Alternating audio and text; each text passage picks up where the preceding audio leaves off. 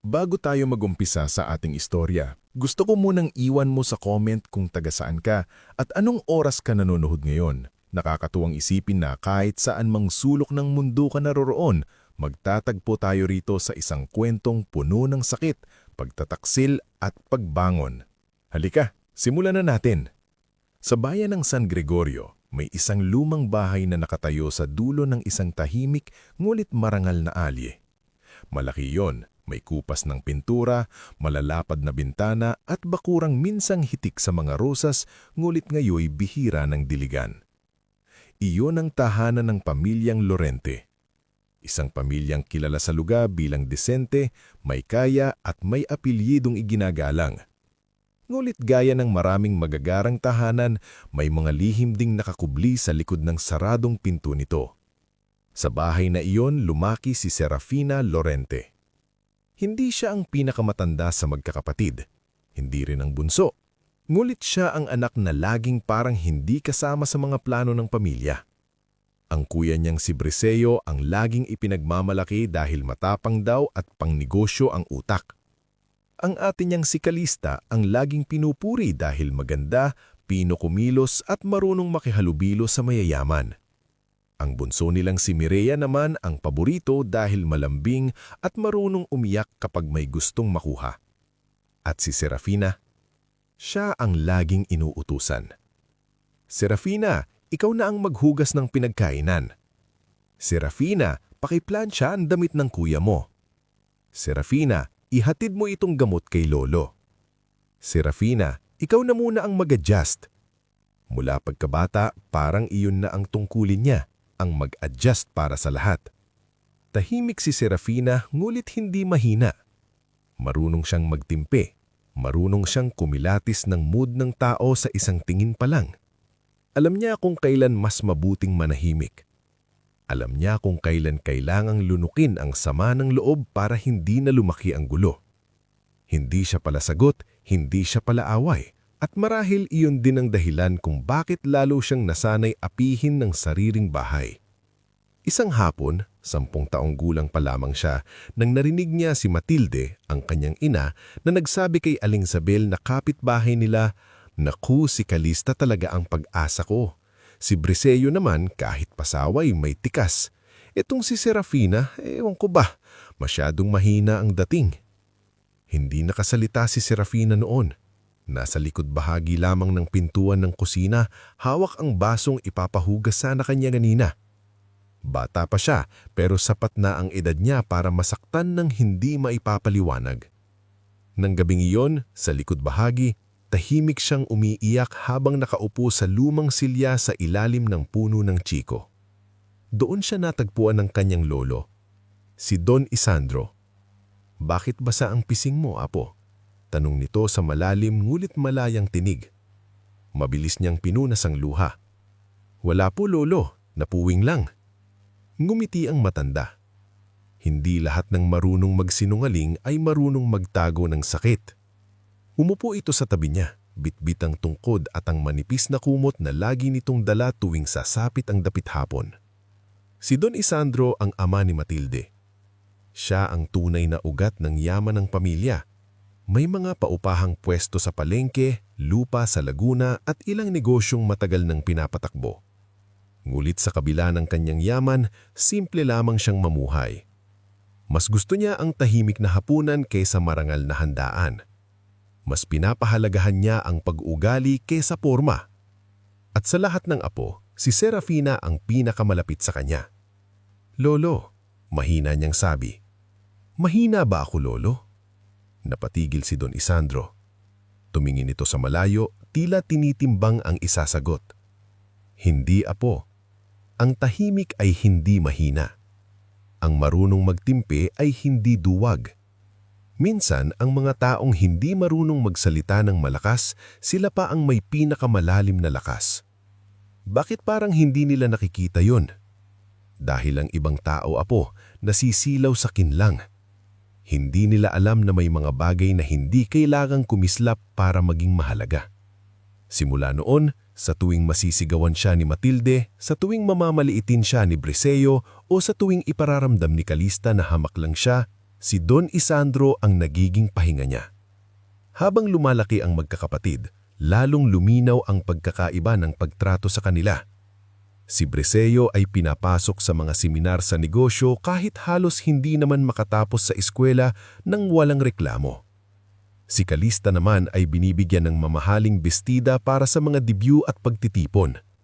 Si Mireya naman ay may sariling tutor, sariling kwarto at mga bagong gamit tuwing may okasyon.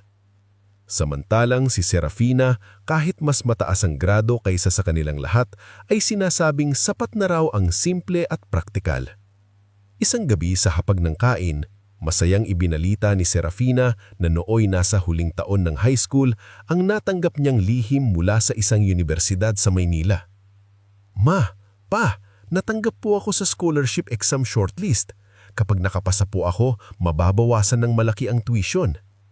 Sabi niya, nangingislap ang mga mata sa pag-asa. Ngunit bago pa siya tuluyang makangiti, ibinaba ni Rogelio ang kutsara nito at malamig na tumingin sa kanya. "Maynila? Sinong gagastos sa matitirhan mo roon?" "Pa, scholarship nga po." "Hindi lahat dinadaan sa scholarship," putol ni Matilde. "At sino ang may iwan dito para tumulong sa bahay?" Napatingin si Serafina sa mga kapatid niya. Si Briseo ay abala sa cellphone. Si Calista ay umiinom ng juice na parang walang naririnig. Si Mireya ay tahimik na kumakain, iwas-iwas ang tingin. "Pero si Briseo po, pinag-enroll niyo sa Maynila noon," mahinang sabi ni Serafina. Nagtaas ng kilay si Matilde. "Iba si Briseo. Lalaki iyon at may direksyon sa buhay." Parang may kung anong bumara sa lalamunan ni Serafina. Gusto niyang sabihin na mas mataas ang grado niya kaysa kay Briseo noon. Gusto niyang isigaw na hindi siya tamad, na may direksyon din siya, na gusto lang naman niyang magkaroon ng pagkakataon. Ngunit nanatili siyang tahimik. Tanging si Don Isandro lamang ang nagsalita. "Serafina," mariing sabi ng matanda, "ang batang ito ang pinakamatyaga sa inyo. Huwag mong siyang tratuhing parang pabigat." Napalingon si Matilde sa ama. "Papa, hindi mo naiintindihan ang gastusin sa bahay." "At ikaw," tugon ni Don Isandro, "hindi mo naiintindihan ang halaga ng anak na hindi reklamador." Natahimik ang hapag, ngunit hindi pa rin natuloy sa Serafina sa Maynila. Bagaman pumasa siya sa exam, pinilit siyang manatili sa San Gregorio upang tumulong sa bahay at alagaan daw ang lolo habang paunti-unti itong humihina. Masakit iyon para kay Serafina, ngunit lalo siyang nasaktan nang malamang sa parehong taon ay si Calista pala ay ililipat sa isang pribadong paaralan sa lungsod para raw mas lalong mahasa sa tamang sosyal na pakikitungo. Doon nagsimulang matutunan ni Serafina ang pinakamasakit na katotohanan sa loob ng sarili niyang tahanan. Hindi sapat ang pagiging mabuti kung ang mga taong dapat nagmamahal sa iyo ay matagal nang nagpasa na hindi ka nila bibigyan ng kaparehong halaga. Ngulit hindi ibig sabihin noon ay tumigil siya. Sa umaga, siya ang gumagawa ng gawaing bahay. Sa hapon, tinutulungan niya si Don Isandro sa pag-aayos ng lumang papeles, resibo at talaan ng ilang ari-arian. Sa gabi, nag-aaral siya ng mag-isa sa ilalim ng mahinang ilaw sa kusina habang tulog na ang lahat. Dahil dito, mas lalo siyang napalapit sa matanda.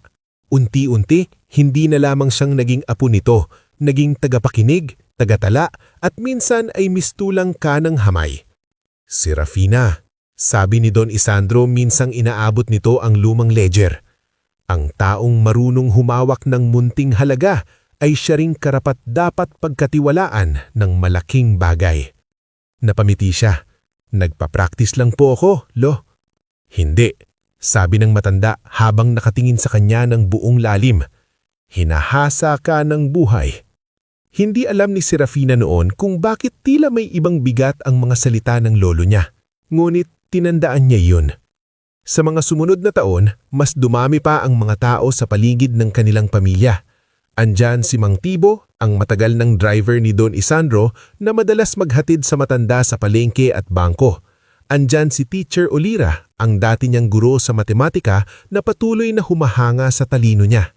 Andyan din sina Tio Bernaldo at Tita Heloisa, mga kamag-anak na pabalik-balik sa bahay tuwing may handaan, ngunit may matalas na mata na tila laging sumusukat ng halaga ng mga bagay sa paligid. Unti-unti ring napansin ni Serafina na kapag usapang lupa, negosyo o lumang kasunduan, siya ang madalas tanungin ni Don Isandro. Apo, nasan yung kopya ng titulo sa San Tomas? Apo, pakicheck nga kung dumating na ang bayad sa 2 pwesto sa palengke. Apo, pakiayos nitong folder, wag mong ipapahawak basta-basta. Sa una, inisip lang niyang dahil siya ang laging nasa bahay. Ngulit kalaunan, napansin niyang iritasyon ng mukha ni Rogelio kapag nakikitang si Serafina ang kausap ng matanda sa seryosong bagay. Isang gabi, habang palubog ang araw at kulay kahel ang buong bakuran, ipinatawag siya ni Don Isandro sa silid nito. Mahina na ang matanda noon, mas madalas na siyang hihingalin at mas matagal nang nakaupo sa lumang silyon sa tapat ng bintana. Lumapit si Serafina. Lo, pinapapatawag niyo po ako? Tumanggo. Tahimik muna itong tumingin sa kanya. Tila inaaral ang mukha ng apong matagal nang inuunahan ng buhay sa sakit at pagtitimple. Serafina, mahinang sabi nito, darating ang panahon na susubukan ka ng sarili mong dugo. Napakunot ang noo ng dalaga. Ano pong ibig niyong sabihin? Kasi may mga tao kasing kapag pera na ang pinag-uusapan, nakakalimot kung sino ang tunay na nagmalasakit at sino ang nakinabang lang. Lo, bakit niyo po sinasabi nan? Dahil gusto kong tumibay ka, hindi habang buhay makakasandig sa akin. Biglang sumikip ang dibdib ni Serafina. Huwag niyo pong sabihin yan. Ngumiti si Don Isandro, ngunit may lungkot iyon. Tandaan mo ito, Apo. May mga lihim na hindi habang buhay natatago at may katotoanang marunong humanap ng tamang oras. Hindi na nakaimik si Serafina. Habang hawak na ang malamig na kamay ng lolo, hindi pa niya alam na ang mga salitang iyon ang magiging ugat ng pinakamalaking unos sa buhay niya.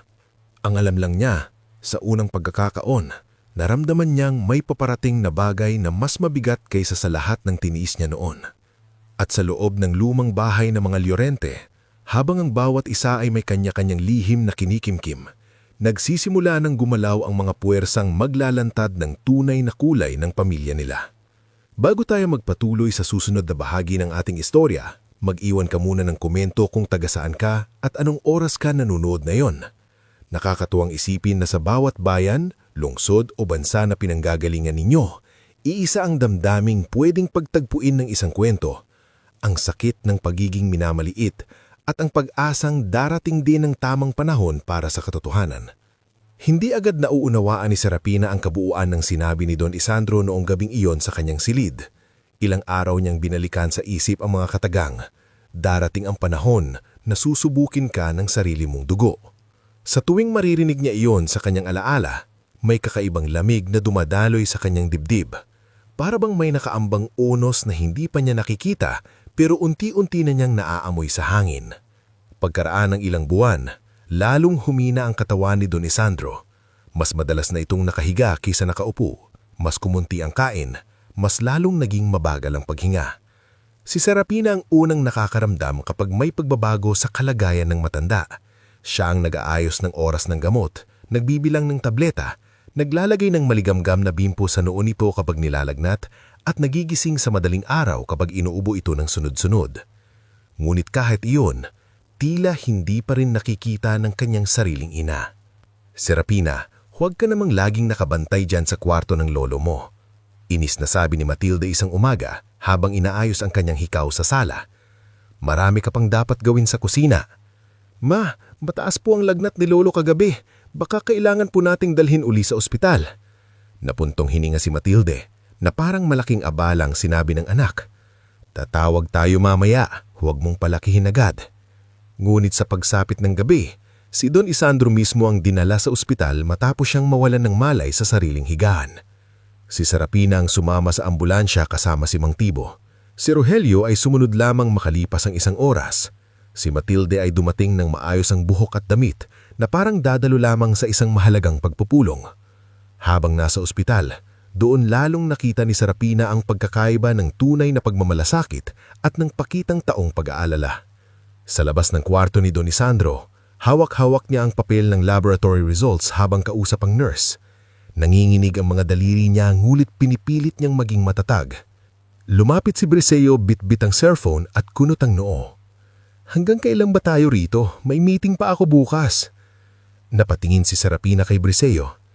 Nasa ospital si Lolo. Ano bang gusto mong gawin ko? Gumaling siya dahil nakasimangot ako rito. Mula sa upuan sa gilid, malamig na nagsalita si Calista. Hindi naman sa ganon, pero dapat practical tayo. Matanda na si Lolo, hindi natin kontrolado ang mangyayari. Hindi na nakapagsalita si Serapina. Hindi dahil wala siyang gustong sabihin, kundi dahil natakot siyang kapag magsalita siya, baka sumabog lahat ng pinipili niyang galit. Taning si Mang Tibo lamang ang marahang lumapit sa kanya. Iha, umupo ka muna. Ako muna rito. Umiling si Serapina. Hindi po, dito lang ako. Dumating din si Teacher Olira kinabukasan. May dalang prutas at mainit na sabaw. Hindi siya kadugo, ngulit siya pa ang may mukhang tunay na nag-aalala. Kumusta ang lolo mo? Malumanat nitong tanong. Hindi pa rin po maganda ang kalagayan, sagot ni Serapina, halatang puyat at namumugto ang mata. Hinawakan ni Teacher Olira ang kanyang balikat. Matatag ka iha, pero huwag mong kalimutang tao ka rin. Umiyak ka kung kailangan. 2 linggoing nilaban ni Don Isandro ang sakit.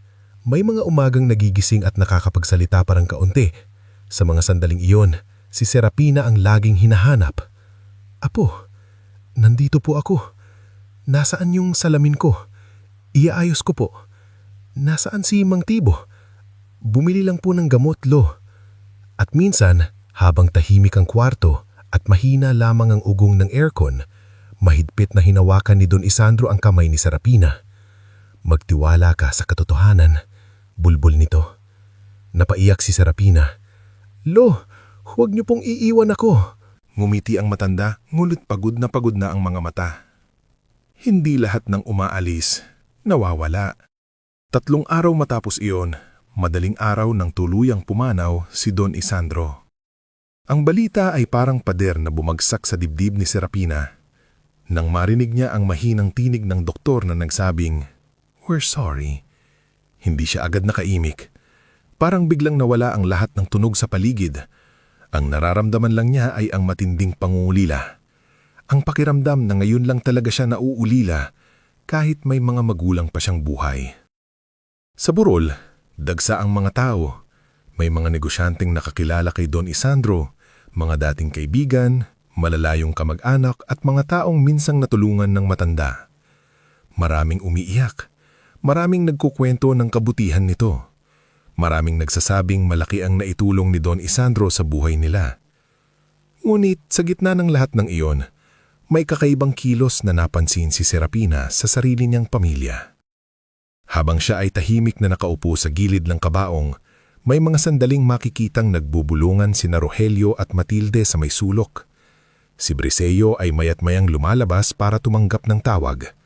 Si Calista ay may kausap na hindi kilalang lalaki na naka-Amerikana.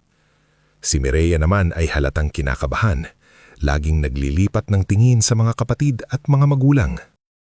Isang gabi ng lamay, nang bahagya ng kumunti ang tao, lumapit si Tio Bernaldo kay Rogelio at narinig ni Serapina ang usapan. Kailan babasahin ang habilin? Tanong ni Bernaldo, mahina ngunit malinaw. Hindi pa napag-uusapan, sagot ni Rogelio. Hindi pa napag-uusapan o ayaw niyong pag-usapan? Napansin ni Rogelio na nakatingin si Serapina mula sa di kalayuan kaya agad nitong iniba ang tono. Mamaya na lang tayo mag-usap. Doon nagsimulang kumabog ang dibdib ni Serapina sa kakaibang paraan. Pagkatapos ng libing, nanumbalik ang katahimikan sa bahay, ngunit hindi ito payapang katahimikan. Isa iyong katahimikang mabigat, punong-puno ng mga lihim na ayaw pang ilabas. Sa unang linggo matapos mailibing si Don Isandro, napansin ni Serapina na madalas nang dumarating na tao sa bahay na hindi naman karaniwang bisita. Isang beses ay isang lalaking nakasalamin, may dalang itim na attaché case. Nang tanungin niya si Mireya kung sino iyon, mabilis itong umiwas ng tingin. "Kaibigan lang ni Papa," sagot nito. "Bakit parang abogado?" tanong ni Serapina. "Hindi ko alam," mabilis na sabi ni Mireya bago umakyat. Makalipas ang ilang araw, nakita naman niyang may mga dokumentong hawak si Matilde sa sala. Pagpasok niya, agad iyong isinara ng ina at inilagay sa ilalim ng throw pillow. "Ma, ano po yun?" "Wala, mga lumang papeles lang." "Papeles ni Lolo?" Nagtaas ang kilay si Matilde. "Bakit? May pakialam ka ba?" Hindi na lang sumagot si Serafina, ngunit sa loob-loob niya, lumalalim na ang hinala na may kung anong itinatago sa kanya. Pagkaraan pa ng ilang linggo, mas malinaw na ang pagbabago. Si Briseo na dati puro utang at yabang lang ay biglang nakabili ng second-hand na SUV. Si Calista na dati madalas magreklamo na wala siyang maayos na puhunan ay nakapagbukas ng maliit na beauty lounge sa bayan kasama ang kaibigang si Belenza. Si Mireya naman ay may bagong cellphone at madalas nang mag-date kasama ang nobyo niyang si Dindo Malvar na ngayon mas kampante ng magyabang sa iba. Isang tanghali habang naghihiwa ng gulay si Serafina sa kusina, narinig niya sina Calista at Belenza na nag-uusap sa dining area. "Buti na lang talaga at marunong kang pumosisyon. Kung hindi, baka hanggang pangarap lang ang lounge mo." "Hindi naman sa ganun," pabirong sagot ni Calista, sabay higop ng iced coffee. "May mga blessings lang talagang dumarating sa tamang tao." "Blessings?" Biglang sabat si Serafina mula sa kusina. Lumabas siya, hawak pa ang kutsilyo, ngunit nakatutok iyon pababa. "Anong klasing blessing?" Saglit na natahimik si Calista bago malamig na ngumiti. "Hindi lahat kailangang ipaliwanag sa'yo." "Galing ba yan kay Lolo?" Nag-iba ang mukha ni Calista. "Ang dami mong tanong. Karapatan kong malaman." "Karapatan?" Tumawa si Calista, ngunit may talim ang boses nito. "Huwag kang umasta na para bang ikaw ang sentro ng lahat. Hindi umiikot ang mundo kay Lolo at sayo." Parang may kumiskis sa sugat sa dibdib ni Serafina, ngunit bago pa humaba ang argumento, dumating si Matilde. "Ano na naman ito?" "Tinatanong ko lang po kung bakit parang may nangyayaring hindi ko alam sa mga ari-arian ni Lolo." Sagot ni Serafina, pilit na kalmado. Biglang tumigas ang mukha ni Matilde. "Makinig ka sa akin. Wala kang dapat pakialaman sa mga desisyon ng matanda. Ang trabaho mo sa bahay, gawin mo. Huwag kang mag-imbento." Sa gabing iyon, hindi makatulog si Serafina. Pinagtagni-tagni niya sa isip ang lahat, ang mga lihim na usapan, ang pagdating ng mga abogado, ang biglang pera ng mga kapatid niya at ang malamig na pag-iwas ng mga magulang niya tuwing nababanggit ang habilin ni Don Isandro. Doon niya naalala si Teacher Olira. Kinabukasan, nagpunta siya rito matapos ang kanyang part-time na pagtulong sa maliit na kooperatiba ni Madam Crescencia Velez kung saan pinapayagan siyang mag-ayos ng basic records kapalit ng kaunting bayad. Pagkakita pa lang ni Teacher Olira sa kanyang mukha, alam na agad nitong mabigat ang dinadala niya. Anong nangyari, Serafina? Pakiramdam ni Serafina ay doon lang siya pinayagang maging mahina. Naupo siya at marahang magsalita. Parang may itinatago sila tungkol sa iniwan ni Lolo. Tahimik na nakinig si Teacher Olira hanggang matapos siya. Pagkatapos ay humigop ito ng tsaa at tumingin sa kanya ng diretso. Kapag ang mga tao ay nagmamadaling yumaman matapos mamatay ang isang mahal sa buhay, may dalawang posibilidad lang, sabi nito. Maaring may legal silang natanggap o maaring may itinago silang hindi para sa kanila. Parang lalong bumigat ang dibdib ni Serafina. Pero paano ko po malalaman? Hindi sa padalos-dalos, sagot ni Teacher Olira. Sa tiyaga, sa pag-oobserba at sa paghawak mo sa sarili mong dangal. Huwag kang gagawa ng hakbang na pagsisisihan mo. Umuwi si Serafina ng may halong kaba at tapang. Nang gabing iyon, naghanap siya ng lumang resibo sa dating silid na aklatan ni Don Isandro dahil ipinakisuyo iyon ni Madam Crescencia Velez, umaasang baka may lumang record ng upa sa isang pwesto sa palengke. Doon, sa ilalim ng isang drawer na hindi sumasarang mabuti, may napansin siyang bakas ng alikabok na tila may dating nakasingit na sobre. Hindi na iyon naroon, ngunit halatang may sadyang kumuha.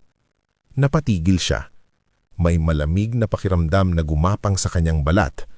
At nang gabing iyon ding iyon, habang kukuha siya ng tubig sa kusina, narinig niya ang mahinang pag-uusap ni Rogelio at Matilde mula sa madilim na bahagi ng dining area.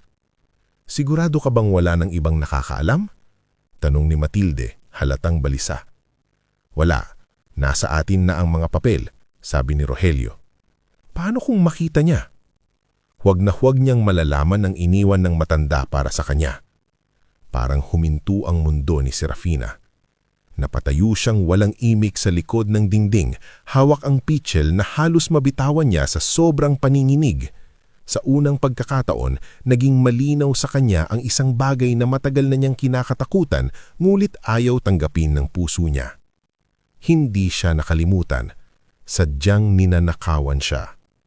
Bago tayo tumuloy sa mas mabigat na yugto ng ating istorya, gusto ko munang i-comment mo kung taga saan ka at anong oras ka nanonood ngayon. Nakakagaan ng pakiramdam malaman na sa iba't ibang lugar may mga pusong handang sumabay sa sakit, galit at pagbangon ng isang taong matagal na ring nanahimik.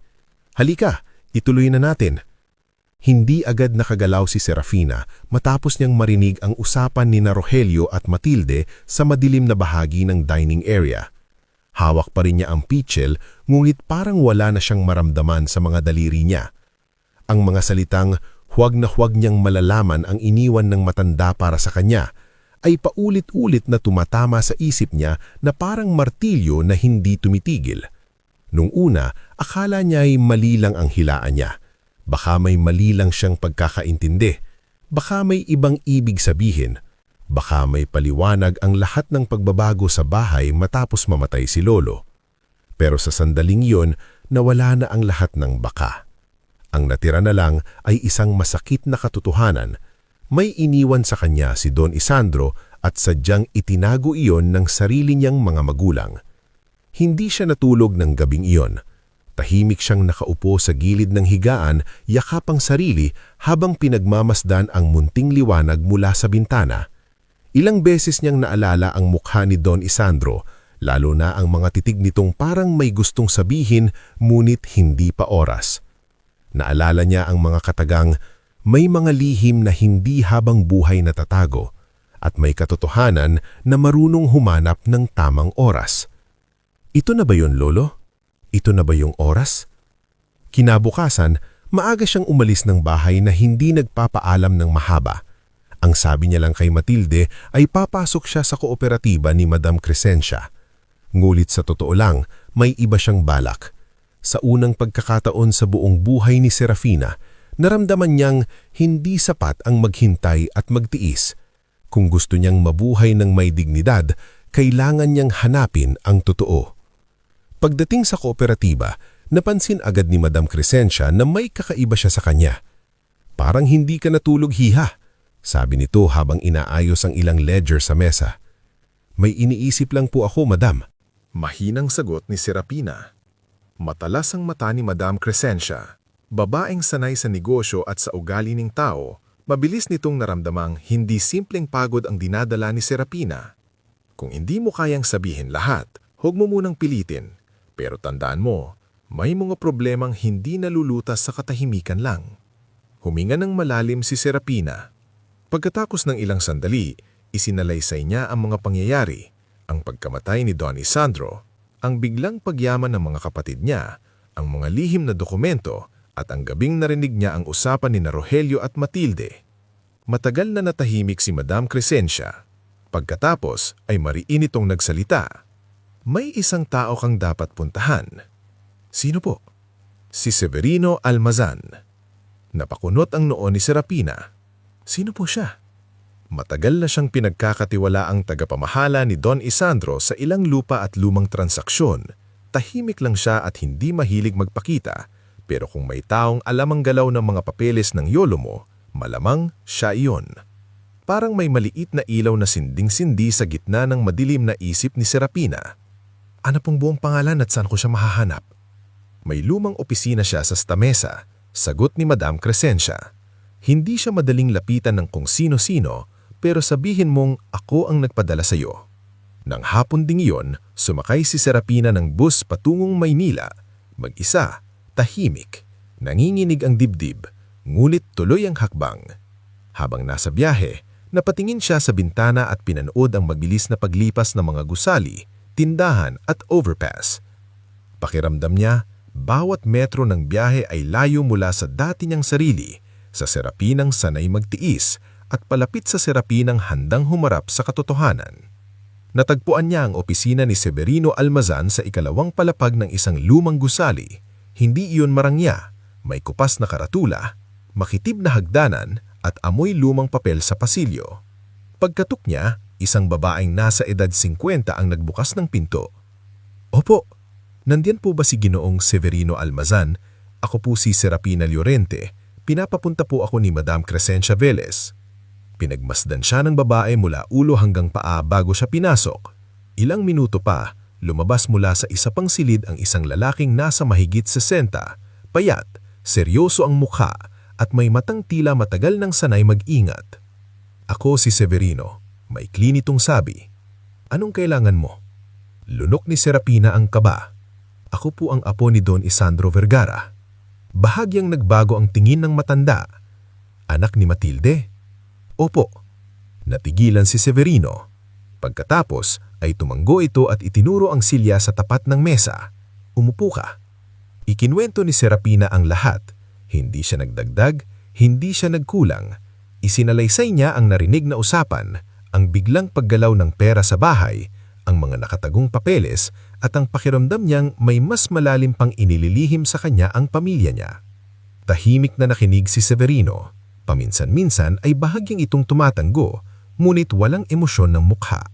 Nang matapos si Serapina, huminga ito ng malalim at tumingin sa bintana. "Akala ko matatagalan pa bago mo hahanapin," sabi nito. Napatayo halos si Serapina sa narinig niya. "Ibig sabihin po may alam kayo?" Matagal muna bago sumagot si Severino. "Bago mamatay si Don Isandro, may ilang dokumento siyang personal na ipinagkakatiwala sa akin. Hindi lahat ay para sa publikong pagbubukas ng habilin. May mga bagay siyang gustong tiyaking mapupunta sa tamang tao."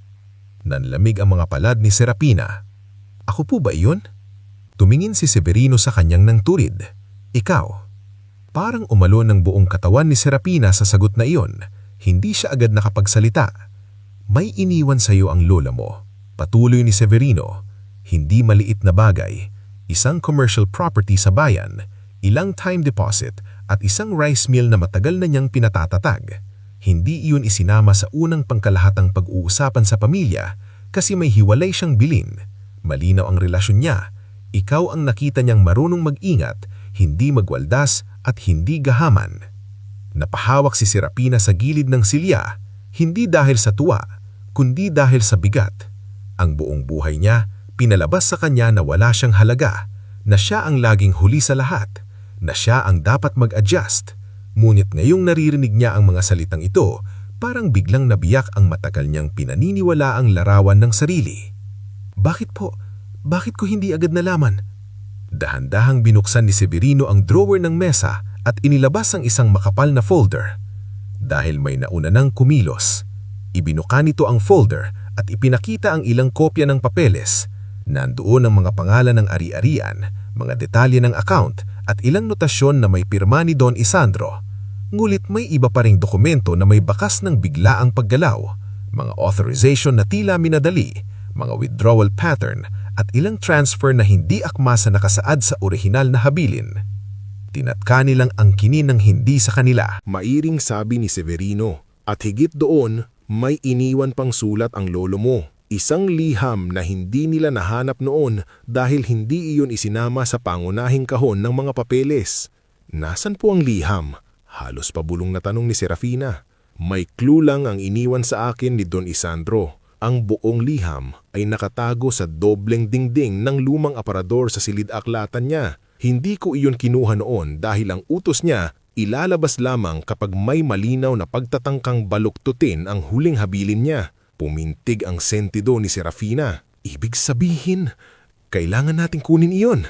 "Kailangan," sagot ni Severino, "pero hindi pa dalos-dalos. Kapag inilabas natin ito, hindi na sila makakatakas." Kinabukasan, bumalik si Serafina sa San Gregorio na may bagong tapang sa dibdib. Hindi pa rin siya nagsasalita sa bahay ng higit sa kailangan. Mas naging mapagmasid siya lamang. Napansin niya ang yabang sa paglalakad ni Briseo, ang panlalait sa tingin ni Calista, ang nerbiyos ni Mireya At ang pagkailang ni Rogelio at Matilde tuwing napapatingin siya ng matagal sa kanila, parang alam nilang may nagbago sa kanya kahit hindi pa nila alam kung ano. 2 araw pa ang lumipas bago muling pumunta si Severino sa bahay ng mga Llorente.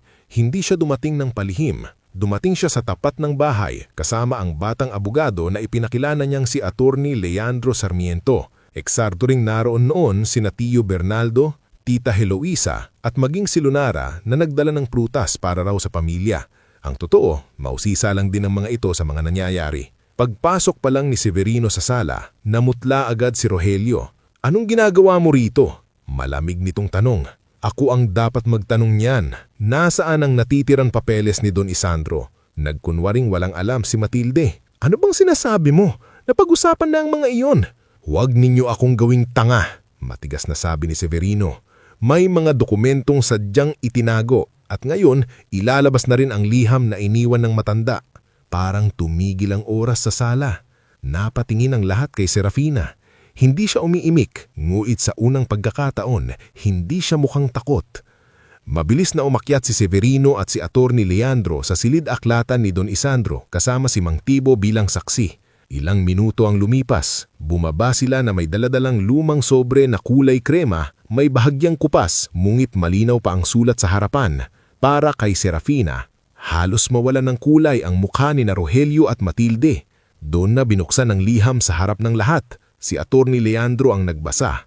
Habang lumalabas sa hangin ang mga salita ni Don Isandro na si Serafina ang tunay niyang piniling pagkakatiwalaan ng pinakamalinis at pinakamahalagang bahagi ng kanyang ari-arian, na nakita niya ang kabutihan at tiyaga nito at na ang sino mang magtatago o magpapalit ng habili niya ay nagtaksil sa kanyang pangalan. Unti-unting nanigas ang buong pamilya. Napahawakan si Matilde ng dibdib niya. Si Rogelio ay tila hindi makalunok. Si Calista ay napaatras, si Breseo ay napamura sa ilalim ng hininga, si Mireya naman ay napaupo na lang at napayuko, at si Serafina, nakatayo lang siya roon, nanginginig ang kamay, namumuo ang luha sa mata, ngulit matatag ang likod. Hindi niya kailangang hulaan pa, hindi niya kailangang magmakaawa para paniwalaan, hindi niya kailangang ipaglaban sa salita ang sariling halaga. Ang mismong taong nakakilala niyang nabuos ang nagsalita mula sa nakaraan at ibinigay sa kanya ang katotohanang matagal niyang ipinagkait sa sarili. Makalipas ang ilang sandali ng nakakabingi na takuhiling, si Rogelio ang unang nagsalita. "Serafina, makinig ka." Pero itinaas ni Serafina ang isang kamay. Hindi galit ang mukha niya. Mas masakit pa doon. Ito ang mukha ng isang taong tuluyang nagising. "Buong buhay ko, pinaniwala ninyo akong wala akong halaga. Pinaniwala ninyo akong ako ang laging kulang, laging huli, laging dapat magsakripisyo para sa inyo. Pero ngayon ko lang narinig mula kay Lolo ang katotohanan." Humugot siya ng malalim na hininga. Naningilid ang luha niya, ngunit hindi ito bumagsak. "Hindi ko nahahayaang kayo pa ang magtakda kung gaano ako kababa." Walang nakasagot. At sa mismong sala kung saan siya dati pinatatahimik, pinapahiya at binabaliwala, doon nagsimula ang unang tunay na pagbangon ni Serafina Llorente. Bago tayo dumako sa susunod na mabigat, ngunit napakahalagang bahagi ng ating istorya, gusto ko munang i-comment mo kung taga saan ka at anong oras ka nanonood ngayon. Mas masarap damihin ng isang kwentong ganito kapag alam mong may mga taong nakikinig mula sa iba't ibang lugar at marahil ay may ilan ding nakakaunawa sa sakit ng mapagkaitan at sa tahimik na ligayang dumarating kapag nagsimula ng umayos ang buhay ng isang taong matagal nang pinagdamutan. Matapos basahin ni Attorney Leandro Sarmiento ang liham ni Don Isandro sa harap ng buong pamilya, tila may unsyaming bumagsak sa loob ng lumang bahay ng mga Llorente. Hindi iyon literal na ingay ng pagkawasak, kundi ang bigat ng katotohanang hindi na pwedeng itanggi. Ang dating bahay na laging kontrolado ni Rogelio at Matilde ay naging tahimik na parang may yumawa na naman sa loob. Ngulit sa pagkakataong iyon, hindi tao ang namatay, kundi ang kasinungalingan matagal nilang inalagaan. Hindi agad sumigaw si Serafina. Hindi siya nagwala, hindi siya naghamon at lalong hindi siya nagpakalunod sa yabang. Sa halip, Buong gabi siyang gising sa kanyang silid, hawak ang kopya ng liham ni Don Isandro. Sa unang pagkakataon sa napakaraming taon, hindi niya naramdaman ang sarili bilang kawawa. Masakit pa rin ang betrayal, oo. Masakit pa ring isipin na ang mga taong dapat sanay unang nagprotekta sa kanya ang siyang unang nagtangkang magnakaw sa kinabukasan niya. Pero kasabay ng sakit ay may bagong damdamin na unti-unting umuusbong sa dibdib niya. Isang tahimik, mulit matibay na pagtingin sa sarili. Kinabukasan, maaga siyang bumangon. Hindi tulad ng dati na agad siyang pupunta sa kusina para ipaghanda ng almusal ang lahat. Dumiretso siya sa lumang opisina ni Don Isandro sa dulo ng bahay. Nandoon na sina Semilino Almazan, Mang Tibo at Attorney Leandro. Nakalatag sa mesa ang ilang folder, titulo, photocopy ng mga bank record at listahan ng mga ari-arian. Pagpasok pa lang ni Serafina, tumayo si Attorney Leandro. "Magandang umaga, Miss Llorente." Bahagya siyang tumungo. "Magandang umaga rin po." "Handa ka na ba?" tanong ni Severino. Huminga ng malalim si Serafina bago sumagot. "Takot pa rin po ako. Pero handa na akong hindi umatras." Doon nagsimula ang mas makatotohanang bahagi ng pagbangon niya. Hindi pa lang isang malaking himala ang kailangan para maayos ang lahat. Hindi sapat na may liham at may katotohanan. Kailangan iyong sabayan ng trabaho, tiyaga, maingat na hakbang at matibay na loob. Ipinaliwanag ni Attorney Leandro na kahit malinaw ang habilin ni Don Isandro, may ilang transfer at withdrawal na kailangan usiyain, may ilang dokumentong kailangang bawiin at may mga ari-ariang kailangang muling ilipat sa tamang pangalan. "Hindi ito matatapos sa isang araw lang," sabi ni Attorney Leandro habang iniisa-isa ang mga papeles. "Pero malakas ang basehan mo. Ang problema lang, nagamit na ng ilan ng Tyra at may pinasok ng kasunduan gamit ang bagay na hindi naman kanila." Napatingin si Serafina sa bintana. Sa bakuran, kita niya si Briseyo na may kausap sa cellphone, pabalik-balik ang lakad at mukhang iritable. Marahil isa na naman iyong supplier o inutangan. Sa malayo naman, si Calista ay pasigaw na nakikipag-usap sa kaibigan niyang Belenza, tila may problema sa beauty lounge na ipinagmamayabang niya noon. At si Mireya, na dati laging nakabuntot sa kasintahang si Dindo Malvar, ay nakaupo lamang sa may gilid ng hagdan, tahimik parang batang biglang nauubusan ng lakas.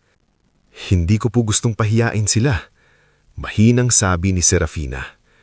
"Pero hindi ko na rin kayang magbulag-bulagan." Tumanggo si Severino. "Mabuti yan. Ang pinakamahirap labanan hindi kaaway, kundi galit sa loob ng sarili. Kapag galit ang namuno sa iyo, baka ikaw pa ang tuluyang mawala." Sa mga sumunod na linggo, hindi naging madali ang lahat, ngunit malinaw ang direksyon ng buhay ni Serafina sa unang pagkakataon. Araw-araw, pumupunta siya sa munisipyo, bangko, opisina ng Registry of Deeds at kung minsan ay sa lumang rice mill sa kabilang barangay. Kasama niya si Mang Tibo o si Attorney Leandro kapag may kailangang pirmahan o suriin. Unti-unti niyang nakilala ang lawak ng iniwan sa kanya ni Don Isandro. Hindi lang pera, kundi responsibilidad. Isang araw, nandoon siya sa lumang rice mill. Nakausap niya si Engineer Valerio Sese, isang mahinahon ngunit mahusay na inhinyero na matagal nang tumutulong sa maintenance roon kapag may kailangang ayusin. Kung pababayaan ito, 2 taon lang, sira na ang kalahati ng makina. Diretsahang sabi ni Engineer Valerio. "Tama po ba ang gastos kung ipaaayos ko agad?" tanong ni Serafina habang nakatingin sa lumang conveyor. "Tama kung pangmatagalan ang iniisip mo," sagot ng inhinyero. "Pero kung gusto mong mabilisang kita lang, pwede ring lagyan ng pansamantalang remedyo. Hindi lang yun magtatagal." Napaisip si Serafina. Naalala niya ang mga kapatid niya.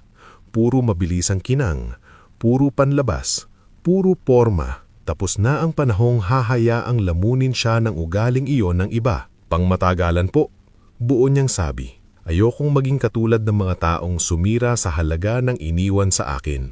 Sa bayan naman, tinulungan siya ni Ma'am Dalisay Ocampo sa pagsasaayos ng compliance para sa mga paupahang pwesto. Masinop at istrikta si Ma'am Dalisay, ngunit malinaw ang paghanga nito kay Serafina. Hindi katulad ng maraming tagapagmana na puro pagkuha lang ang alam.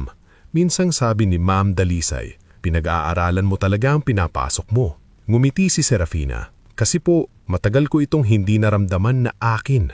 Ngayon ko lang gustong pag-iingatan ng maayos. Samantala, habang unti-unting umaayos ang buhay ni Serafina, mas lalo namang nalalantad ang bunga ng kasakiman ng mga kapatid niya. Si Briseo, na buong akalay tuloy-tuloy na ang pag-angat niya, ay nalubog sa utang matapos bumagsak ang negosyong pinasok niya nang walang sapat na kaalaman. Ang second-hand SUV na ipinagyayabang niya noon ay halos bawiin na ng pinagkunan dahil hindi niya natapos ang hulog.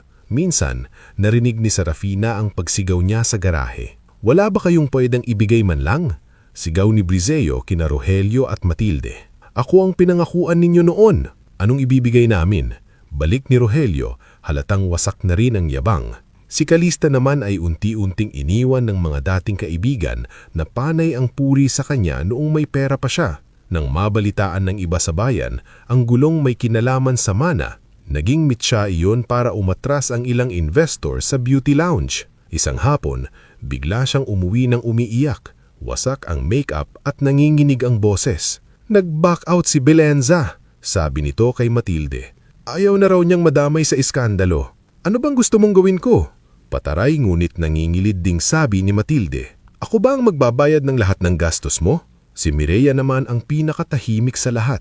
Marahil dahil siya ang pinaka-hindi sanay mawalan. Sanay siyang sinusuyo, sinasalba at pinapaboran. Ngulit nang mawalan siya ng akses sa dating pera at luho, unti-unting lumayo si Dindo Malvar. Isang gabi, narinig ni Serafina ang pag-iyak ni Mireya sa kwarto nito habang kausap sa telepono ang lalaki. "Dindo, hindi ibig sabihin nito wala na tayong future." Mahina ang sagot ng lalaki. Gulit sapat para marinig ni Serafina ang dulo ng usapan. "Hindi ako pwedeng mabuhay sa drama mo, Mireya." Pagkatapos nun, malakas ang lagapak ng telepono sa sahig at hagulgol ng bunsong kapatid niya. Hindi natuwa si Serafina sa nasipit ng mga ito, pero hindi rin siya nagkunwaring hindi iyon bunga ng mga pinili nilang gawin. Sa unang pagkakataon, malinaw sa kanya na bawat tao sa kanilang bahay ay inaani na ang itinanim nila sa mga nakaraang taon. Paglipas ng mga buwan, naging mas maayos ang takbo ng rice mill. Nakapagpaayos sila ng ilang makinarya, nakahanap ng mas matinong sistema ng inventory at nagtalaga ng bagong tao sa bookkeeping sa tulong ni Madam Crescencia. Ang commercial property ay naparenovate ng dahan-dahan. Ang bakanting pwesto ay napaupahan sa isang butika, isang maliit na printing shop at isang tindahan ng school supplies. Hindi marangya ang pagunlad, pero matatag. Sa gitna ng mga pagbabagong ito, pinayuhan siya ni Teacher Olira na ituloy na rin ang naiwang pangarap niya noon. Hindi lang negosyo ang dapat mong ayusin. Ayusin mo rin ang dating ikaw na napilitang huminto. "Hindi ko na po alam kung kaya ko pang bumalik sa pag-aaral." Amin ni Serafina. "Kaya mo. Mas mabigat pa nga ang pinagdaanan mo kaysa sa subjects." At kaya nga, nag-enroll si Serafina sa evening classes upang ipagpatuloy ang kursong matagal niyang binitawan. Dito niya nakilala si Nurse Fiorella, isang masayahing ngunit matured na babae na nag-aaral din sa gabi para sa career shift. Mabilis silang naging kaibigan. "Ang tahimik mo pero ang lupid ng storya mo." Minsang sabi ni Fiorella habang kumakain sila ng siopaw sa labas ng school. Napangiti si Serafina. "Ayoko na ngang maalala minsan." "E di mas mabuti," sagot ni Fiorella. "Ibig sabihin nun, lampas ka na ron. Hindi mo lang napapansin." Sa isa namang pagpupulong para sa pagpapaupa ng isang bakanting commercial space, nakilala niya si Elian Monteverde. Hindi ito tulad ng mga lalaking sanay siyang nakikita sa paligid ni Calista. Walang pilit na porma, walang hambog na tawa, at lalong walang ugaling mapangmata. Tahimik itong nagsalita, diretso sa punto at magalang makitungo sa lahat, pati sa utility staff. "Nabasa ko ang bagong terms ng lease," sabi ni Elian habang hawak ang folder. "Malinaw at patas. Kadalasan kasi maraming nakalilitong singit sa ganitong kontrata. Mas gusto ko pong malinaw kaysa maganda lang pakinggan." Tugon ni Serafina. Bahagyang ngumiti ang lalaki. Magandang prinsipyo yan. Hindi pa man yun pag-ibig, naramdaman ni Serafina ang kakaibang ginhawa sa presensya ng isang taong hindi siya tinitingnan bilang kawawa o tagapagmana o babaeng pwedeng maliitin. Tinitingnan siya ni Elian bilang tao, isang bagay na matagal ding ipinagdamot sa kanya ng sariling pamilya. Paglipas pa ng mas maraming buwan, may isa na namang ginawa si Serafina na lalong nagpabago sa takbo ng buhay niya. Mula sa bahagi ng kita ng rice mill at commercial property, nagtayo siya ng maliit na scholarship program para sa mga estudyanteng muntik ng huminto sa pag-aaral dahil sa kahirapan. Pinangalanan niya itong Isandro Learning Grant. Sa araw ng unang awarding, simple lamang ang programa. Sa maliit na covered court ng barangay, naroon sina Aling Sabel, Teacher Olira, Mang Tibo, Madam Crescencia, Engineer Valerio, Ma'am Dalisay at maging si Nurse Fiorella. Nasa likod din si Elian, tahimik lamang na nakatingin habang nagsasalita si Serafina sa harap ng 5 unang scholar. Hindi man ako nagkaroon noon ng agarang pagkakataon, sabi niya sa mikropono, nangingilid ang luha ngunit buo ang tinig. Ay ayokong maulit yon sa iba. Kung may iniwan sa akin ng buhay bukod sa sugat, ay iyon ay ang kakayahang umintindi sa mga taong pinipilit pa ring mangarap kahit dalas silang sabihang mag-adjust na lang. Nagpalakpakan ng mga tao. Sa gilid ng entablada, tahimik lamang na nakatayo sina Rogelio, Matilde, Briseo, Calista at Mireya. Hindi sila inimbitahan sa unahan, hindi rin sila pinalayas. Nandun lang sila, nanunood habang unti-unti nang uunawaan na ang lahat ng tinatangka nilang agawin noon ay nagbunga ngayon ng isang bagay na hindi nila kayang buuin, isang buhay na may dangal, direksyon at malasakit. At sa araw na yon, sa harap ng mga batang natulungan niya at ng mga taong tunay na naniwala sa kanya, tuluyan ng patunayan ni Serafina na ang iniwan ni Don Isandro ay hindi lang mana. Isa iyong pagkakataong buuin ng sarili niyang mundo, mas malinis, mas marangal, at mas matibay kaysa sa anumang kayamanang ninakaw at nawala. Bago tayo tumuloy sa pinakahuling bahagi ng ating istorya, gusto ko munang i-comment mo kung taga saan ka at anong oras ka nanonood ngayon. Nakakagaan sa dibdib isipin na sa dami ng tao sa iba't ibang lugar, may mga pusong handang sumabay hanggang sa dulo, lalo na sa mga kwentong hindi lang tungkol sa paghihiganti, kundi tungkol sa kung paano tunay na bumangon ng isang taong matagal na ring dinurog ng sarili niyang pamilya. Lumipas pa ang ilang taon mula nang magsimulang tumatag ang buhay ni Serafina Lorente, ang dating tahimik na dalagang laging nasa gilid ng sariling tahanan ay unti-unti nang naging isang babaeng may sariling pangalan sa bayaning San Gregorio. Kilala na siya hindi lamang bilang apo ni Don Isandro Vergara, kundi bilang may-ari ng rice mill na muling sumigla, tagapamahala ng commercial property na naging maayos ang takbo, at tagapagtatag ng Isandro Learning Grant na taon-taong nakakatulong sa mga kabataang halos mawalan na ng pag-asa sa pag-aaral. Hindi naging perpekto ang buhay niya, pero naging marangal. Sa umaga, maaga pa lamang ay gising na siya upang maglibot sa rice mill at siguraduhing maayos ang operasyon. Sa hapon, nakikipagpulong siya sa mga tenant, supplier at staff. Sa gabi, minsan ay nasa foundation office siya, inaasikaso ang mga papel ng scholarship applicants at minsan naman ay tahimik na nagbabasa ng libro sa sala ng bahay na dating punong-puno ng takot, ngunit na yon ay naging payapa sa ilalim ng sarili niyang pamamahala. Kasabay nito, nanatiling malapit sa kanya ang mga taong naging saksi sa kanyang pagbangon. Nariyan pa rin si Madam Crescencia na minsan ay tumatawag lang para siguraduhing hindi siya nagpapabaya sa pagkain. Nariyan si Teacher Olira na tawang-tawa sa bawat estudyanteng natutulungan ng scholarship program. Nariyan si Mang Tibo na itinuring niya halos na sariling tiyo. Nariyan din sina Engineer Valerio, Ma'am Dalisay at Nurse Fiorella na naging bahagi na ng mas malawak na mundong binuo niya sa labas ng sakit ng nakaraan. At nariyan din si Elian Monteverde. Hindi siya nagmadali, hindi siya nagmilit. Sa loob ng mga taon, palagi lang siyang naroon. Sa mga pulong, sa mga simpleng hapunan, sa mga okasyon na kailangan ni Serafina ng taong hindi madaldal pero maaasahan, unti-unti ang presensya ni Elian ay naging isang tahimik na pahinga sa buhay niya na matagal ding puro tensyon. Minsang nasa veranda sila ng lumang bahay, tahimik na umiinom ng tsaa matapos isang mahabang araw, nagsalita si Elian habang nakatanaw sa madilim na bakuran. Alam mo, Sabi nito, marami na akong nakilalang taong yumaman. Pero bihira akong makakita ng taong lalong yumayaman ng pagkatao habang umaangat. Bagyang napangiti si Serafina. Parang napakalalim naman noon. Hindi, totoo lang, sagot ni Elian. May mga taong pagdating ng pagkakataon, nagiging kamuka ng mga nanakit sa kanila. Pero ikaw, iba. Hindi agad sumagot si Serafina. Tumingin siya sa hawak na tasa. Minsan pakiramdam ko, hindi ako mabuting tao dahil hindi ko kayang kalimutan agad. Ang hindi paglimot, mahinahong sabi ni Elian, ay hindi kasamaan. Minsan, iyon ang paraan para hindi na maulit. Tumimo iyon sa puso ni Serafina.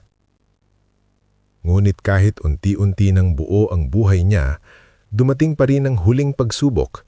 Ang pagsubok na hindi na tungkol sa mana, negosyo o angalan ng pamilya, kundi sa pinakamahirap na tanong sa isang pusong sugatan. Hanggang saan ang kayang ibigay ng isang taong minsang ipinagdamot ng lahat? Nagsimula iyon nang magkasakit ng malubha si Matilde. Isang hapon, habang abala si Serafina sa opisina ng foundation, nagmamadaling pumasok si Mireya. Hindi na ito ang dating maarte at sunod sa luho. Mas simple na ang bihis, mas payat at mas halatang dumaan sa mga panahong hindi siya ang sentro ng awa ng lahat. Ate, nanginginig nitong sabi. Tumayo agad si Serafina. Anong nangyari? Nahagulhol si Mireya. Si Mama, isinugod sa ospital. May problema daw raw sa puso. Parang may kung anong humigpit sa dibdib ni Serafina. Hindi iyon dahil nakalimutan na niya ang mga ginawa ni Matilde. Hindi. Hindi iyon nabura. Pero sa kabila ng lahat, nanay niya pa rin iyon. Ang babaeng sumugat sa kanya ng malalim. Ngulit nanay pa rin. Nasaan si Papa? Mabilis niyang tanong. Nasa ospital. Pero nag-atubili si Mireya. Wala na kaming sapat na pambayad. Tahimik na napapikit si Serafina sa loob lamang ng isang sandali. Sa sandaling iyon, pwede niyang sabihin sa sariling hindi niya obligasyon iyon. Pwede niyang ipaubaya sa kanila ang bunga ng mga pinili nila. Pwede niyang talikuran ang tawag ng dugo dahil sila rin naman ang unang nagtulak sa kanya palayo. Pero hindi siya umabot sa ganitong buhay para maging tulad nila. Halika, sabi niya habang kinukuha ang bag. Punta tayo sa ospital. Pagdating nila roon, nabatnan niya si Rogelio sa labas ng ICU waiting area. Halatang tumanda ng husto. Ang dating tikas na ipinagyayabang nito noon ay napalitan ng pagkapayat, pangungulubot ng noo at mga matang kulang sa tulog. Nang makita si Serafina, agad itong napatayo, ngulit tila hindi alam kung lalapit o iiwas. Serafina, paos nitong sabi. Hindi agad sumagot si Serafina. Tumingin lang siya sa pinto ng ICU. Anong sabi ng doktor? May procedure na kailangang gawin agad, pero malaki ang kailangan. Napatingin si Serafina sa mukha ng ama. Doon niya nakita sa unang pagkakataon ang isang lalaking hindi na hambog, hindi na makapangyarihan, hindi na punong-puno ng kontrol. kundi isang matanda na takot mawalan. "Bakit wala kayong pera?" Direkta niyang tanong. Napayuko si Rogelio. "Naubos na.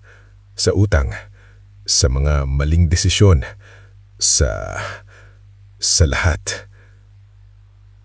Sa gilid, tahimik na umiiyak si Mireya. Maya-maya ay dumating din si Briseo, bitbit ng helmet ng motor na ginagamit na lang para sa paghahatid ng mga order sa palengke. Hindi na rin ito ang dating mayabang, may marka na ng pagod sa mukha. Si Calista naman ay dumating makalipas ang ilang minuto, nakasuot ng simpleng blouse, may bitbit na supot ng gamot at halatang hindi na sanay sa dating buhay na puno ng porma. Parang isang esenang hindi aakalain noon ni Serafina. Ang buong pamilya niya, nagkakatipon hindi dahil sa pera, kundi dahil wala na silang maasahan. Sa dulo ng gabing iyon, si Serafina ang nagbayad ng unang malaking halaga para sa procedure ni Matilde. Wala siyang sinabing mahaba. Wala siyang isinumbat. Tahimik niyang inayos ang papeles sa cashier, kinausap ang doktor at tiniyak na maisasagawa ang kailangang gamutan. Ngunit pagkatapos noon, hindi siya agad umuwi. Umupo siya sa maliit na chapel ng ospital, mag-isa. At doon niya hinayaang bumuhos ang matagal na niyang pinipigilang luha. Bakit ang hirap maging mabuti? Mahinang bulbul ni Serafina. Hindi iyon tanong na humihingi ng sagot mula sa iba. Tanong iyon ng isang pusong sugatan na gustong maintindihan kung bakit sa kabila ng lahat, hindi niya pa rin kayang maging malupit. Kinabukasan, habang nagpapahinga si Matilde sa ICU recovery room, pinatawag ni Serafina sina Rogelio, Briseo, Calista at Mireya sa isang maliit na family lounge ng ospital. Walang ibang tao doon. Tahimik ang aircon, maingay lamang ang tibok ng dibdib ng bawat isa. Tumayo si Serafina sa harap nila. "Hindi kayo pinuntahan dito para manumbat. Pero hindi ibig sabihin noon ay hindi ko nakalimutan." Walang kumibo. Buong buhay ko, pinapaniwala ninyo akong ako ang laging kulang. Ako ang laging dapat mag-adjust. Ako ang laging huli. Nang mamatay si Lolo, tinangka ninyong kunin kahit ang natitira sanang seguridad ko. Hindi aksidente ang ginawa ninyo. Pinili ninyo iyon. Napayuko si Calista. Si Mireya ay tahimik na umiiyak. Si Briseo ay mariing nakakuyom ang kamao, ngulit hindi bilang galit, kundi para pigilan ng sariling kahihiyan. Si Rogelio ang unang nagsalita. "Wala akong sapat na dahilan para ipagtanggol ang sarili ko." Wala nga. Malamig ngunit kalmadong tugon ni Serafina. Nainggit ako, diretsong sabi ni Rogelio, at tila iyon na ang unang tunay na tapat na pangungusap na binitiwan nito sa anak matapos ang maraming taon. Nainggit ako dahil nakita kong ikaw ang pinagkakatiwalaan ng matanda. Hindi ko matanggap na ako ang manugang, ako ang padre de pamilya, pero sa iyo pa rin nakatingin ang respeto niya. Imbes na ayusin ko ang sarili ko, pinili kong angkinin ang hindi sa akin. Parang sumikpit ang paligid. Si Matilde na may nagsalita ng mahina mula sa may pintuan. Hindi pala ito nakahiga, kundi nakatayo na roon, alalay ng nurse, matapos payagang makalabas sandali. Maputla siya, mahina, at malayo sa dating babaeng kayang magmatigas ng buong araw. "Takot ako," sabi ni Matilde, nangingilib ng luha. "Takot akong ikaw ang mas mahal ng papa ko. Takot akong sayo niya nakita ang hindi niya nakita sa amin, kaya habang buhay kitang ibinaba para hindi ko maramdaman kung gaano ako kaliit." Napapikit si Serafina. Sa lahat ng posibleng maririnig niya, iyon marahil ang pinakamasakit. Hindi dahil hindi niya ito inaasahan, kundi dahil ngayon niya lang narinig ng malinaw ang katotohanang matagal nang nakatira sa pagitan nila. Hindi siya sumagot agad. Ilang oras matapos ang pag-uusap na iyon, umuwi siya sa dating silid ni Don Isandro. Binuksan niya ang drawer kung saan niya itinago ang orihinal na liham ng lolo niya.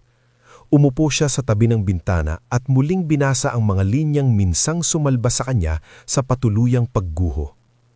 Habang nagbabasa siya, unti-unting luminaw sa kanya ang isang bagay. Hindi lang mana ang iniwan sa kanya ni Don Isandro. Iniwan din sa kanya ang pagkakataong putulin ang sumpa ng kasakiman sa pamilya nila. Kung gugustuhin niya, pwede niyang hayaang mabulok ang lahat. Pwede niyang hayaang madurog ang mga taong dumurog sa kanya. Pero kung gagawin niya iyon, baka bahagi rin siya ng parehong kadilimang minsang lumamon sa mga ito. Kinabukasan, tinawag niya muli ang pamilya. Nagdesisyon na ako, sabi niya. Tahimik silang lahat. Babayaran ko ang gamutan ni Mama. Tutulungan ko si Papa na magkaroon ng disenteng matitirhan. Hindi ko kayo hahayaang mamatay sa gutom o sa sakit. Tumigil siya sandali bago ipinagpatuloy. Pero hindi ko ibabalik ang kontrol sa inyo. Wala nang libreng pera. Wala nang ari-ari ang pwedeng lustahin. Kung gusto ninyong bumangon, magsisimula kayo sa tama. Napahagulhol si Mireya. Si Calista ay napakapit sa gilid ng upuan. Si Briseo ay napayuko ng husto. Anong ibig mong sabihin? Paos na tanong ni Rogelio. Briseo, sabi ni Serapina, kung handa kang magbago, may pwesto ka sa bodega ng rice mill. Hindi bilang tagpamana, bilang empleyado. Magsisimula ka sa ibaba. Napakunot ang noo ni Briseo, ngulit pagkatapos ng ilang segundo ay bumigay ang matigas nitong mukha. Tatanggapin ko. Calista, kailangan ko ng coordinator sa scholarship program, hindi para magpakayut sa harap ng donors, kundi para humarap sa mga batang gustong mag-aral. Kung gusto mong matuto ng tunay na halaga, doon ka magsimula. Tumulo ang luha ni Calista. Gagawin ko. Mireya, tutulungan kitang makabalik sa pag-aaral, pero hindi dahil kawawa ka. Dahil gusto kong may maitayo ka para sa sarili mo na hindi nakasandal sa lalaki o sa pera ng iba. Opo, ate. Halos pabulhong nitong sagot. At kay Rogelio at Matilda, malinaw niyang sinabi, tutulungan ko kayo bilang anak, pero hindi na ako babalik sa bahay na ako ang laging tinatapakan. Ang paggalang, simula ngayon, hindi nahihingin sa akin. Ipapakita ninyo.